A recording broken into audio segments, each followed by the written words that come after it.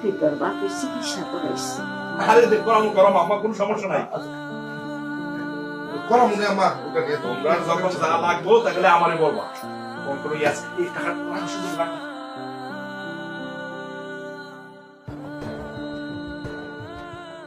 আপনি যে একটা মিথ্যাবাদী সেটা আবার প্রমাণ করে দিলেন। আপনি একটা মুরব্বী মানুষ, একজন স্কুল শিক্ষক, হইয়া আপনি কি করে আমার সাথে এত বড় একটা মিথ্যা কথা বললেন? এটা তুমি কি কইতেছো জামাই বাবাজি? আমি তোমার সাথে কি মিথ্যা কথা কইছি? কি মিথ্যা কথা বলছেন এটা এখনো বুঝতে পারেন নাই? আপনি আমারে বলছেন আপনি আপনার পেনশনের টাকা আপনার কোনো পোলারে ভাগ দিবেন না, কিন্তু এখন আপনি কিভাবে আপনার পেনশনের টাকা আপনার দুই পোলার মধ্যে ভাগ করে দিলেন? ভাগ করে দিয়েছেন, আমার কোনো সমস্যা নাই, কিন্তু আপনার মেয়ের ভাগে যে টাকা আছে সেই টাকা এখন আমার বুঝাই দেন, নইলে আম্মা আমি কিন্তু এই বাড়ির মধ্যে তুলকালাম বানাই ফেলাবো। বাবাজি তুমি মাথা ঠান্ডা করো। মনির ভাগের টাকা জামাল কামালের কাছে রাখা আছে, তোমার এখনই বুঝাই দিতেছে। ঠিক আছে, তাহলে টাকাটা ডাকেন, আমার টাকাটা আমারে বুঝাই দিতে কোন। জামাল, কামাল, জামাল রে একটু এদিকে আয় তো। আইতাছি।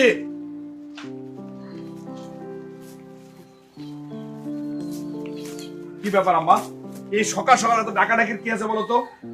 সকাল সকাল চিল্লা পাল্লা করে তো বাড়িটারে পুরো মাথা রাখায় তুলা।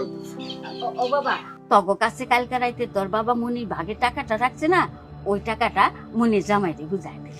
আম্মা এখন আমাকে কাছে টাকা নাই, টাকা উনি ব্যবসার কাজে লাগাই দিছে, আর টাকা নিতে হলে কয়েকদিন অপেক্ষা করতে হইব। আপাতত ভাইজানের কাছে যে টাকা আছে সেই টাকা নিয়ে যাইতে কোন। আমার জামাইয়ের কাছে টাকা আসবে কোত্থেকে? টাকা পাওয়ার সাথে সাথেই বিদেশে যাওয়ার জন্য টাকা জমা দিয়ে দিছে। আমাদের কাছে কোনো টাকা পয়সা নেই। এইসব তোরা কি কস? কালকে রাইতে টাকা দিতে দিতে তোরা কামে লাগাই হেলাইছস, তাইলে আমার মায়ের ভাগের টাকার কি হইব? আপনার মাইয়ার জামাই টাকার জন্য এত উতলা হইছে কেন? হ্যাঁ, বিয়া হইছে সেই কবে, এখনো যৌতুকের টাকা চাইলে হইব? আম্মা, দেশে কিন্তু আইন কানুন আছে। খবরদার ভাবি, মুখ সামনে কথা বলবেন।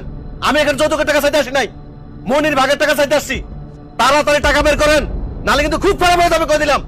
জামাই বাবাজি তুমি শান্ত হও।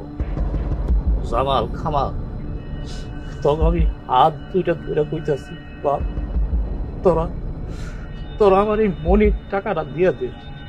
তোরা কিন্তু আমার কথা দিছিলি যে মনির ভাগের টাকাটা তোরা দিয়ে দিবি। সেই কথা তো আমি এখনো বলতেছি, টাকা আমি ফেরত দিয়ে দিমু। এর জন্য তো একটু ধৈর্য ধারণ করতে হয় নাকি? আর আব্বা দিছেন তো মাইয়ারা বাদাইমা পোলার কাছে বিয়া, বাদাইমাগিরি করলে তো শ্বশুরের টাকার প্রতি লোভ জাগবই। আব্বা সেই কথা তো আমি বলতেছি যে টাকা তো আমি ফেরত দিব, একটু ধৈর্য ধরতে হইব না?